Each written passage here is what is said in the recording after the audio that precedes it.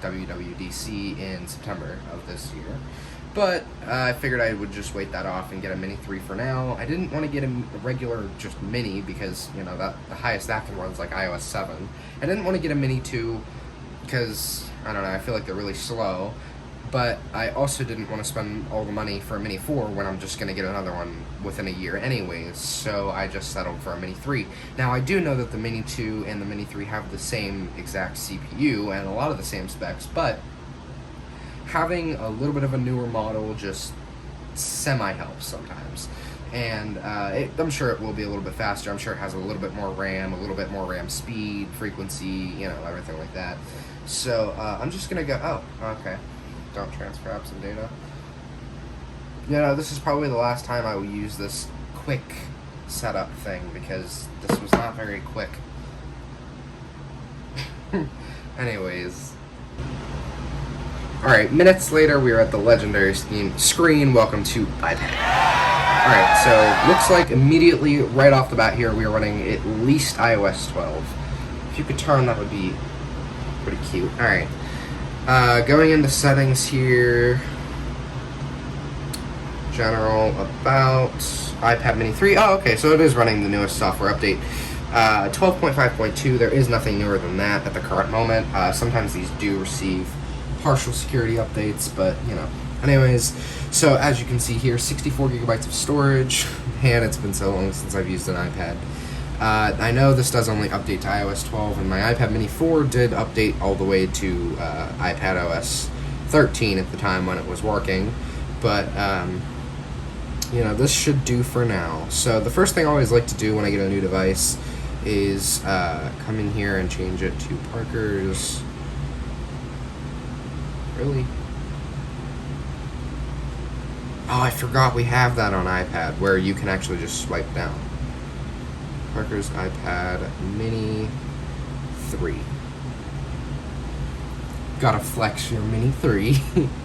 Anyways, the speed of this is what I really wanted to test out and try to get into. I mean, so far it looks pretty sleek, pretty slim. A lot of people don't do speed test reviews of this iPad in 2021, which really made me sad when I was trying to buy it. But, you know.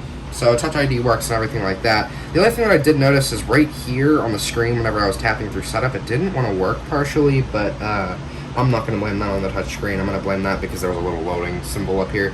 So, for example, speed, getting into some apps. So, opening settings, that's some of the basic stuff that you want to know before buying an iPad, especially of this age, is really how fast is that processing speed, and will it get you to good places. So, the only app I've actually opened was settings so far, so everything else is going to take another minute. Now, the only thing that will be very, very slow on this is probably Safari. So they did recommend that you have a very fast internet connection if you plan to web browse on this tablet. It's definitely slow, but it still works. So, as you can see here, if we go shop for iPads, you know, it is browsing the web pages pretty smoothly. Obviously not the quickest experience, but if you had a Samsung tablet of this age and you tried browsing the web, trust me, it would be a lot worse. So here's my dream iPad, so let's just go to that. Okay, so web browsing speed, you know, not great, but it is pretty smooth. I mean, not when it loads in, it's decently smooth, you know. Give it a second to load in, but like that, or if you plan to next year, or if you plan to do online school next year, or summer school even, this would probably be a pretty decent iPad. Let's go ahead and open up that camera. Now, I do believe one of the differences between the Mini 3 and the Mini 2 is that this iPad has 1080p recording on the back and 720p recording on the front. So if we go ahead and flip that to video here, that should be full HD video recording. But let's go ahead and pop into settings, and you can see that battery's kind of but let's go ahead and pop into settings and see what we can get on camera. Okay, so record video, we either have two options, 720p HD at 30 FPS or 1080p HD at 30 FPS, and it's automatically on 1080p. So those are our only options, but if you're going to use this for FaceTime, the only thing... Oh, I did not mean to take a picture. But the only thing that's going to suck is using this for FaceTime, because you're going to think this is what the other person has to see. I know. It looks like I got hit. I think I did something in my sleep. But anyways, it doesn't look the greatest, but, you know, I guess it still gets the job done, especially if you're on a budget. But this does have front-facing video, as you can see. Not very smooth, but gets the job done. So overall, first look at this. Speed isn't horrible at all. You know, obviously you can't expect what a flagship iPad can give you at the moment, but you can expect pretty decent performance from this. Let's try downloading an app. For example, let's go for Spotify. This is why I like the minis, is they're easy to type on, but we got I had 1 second. How do you go? How about it?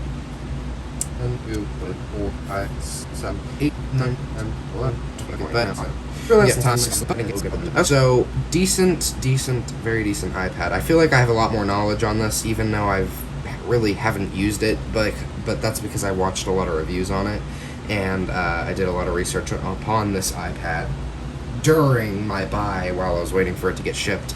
I kind of just did a crap ton of research for it.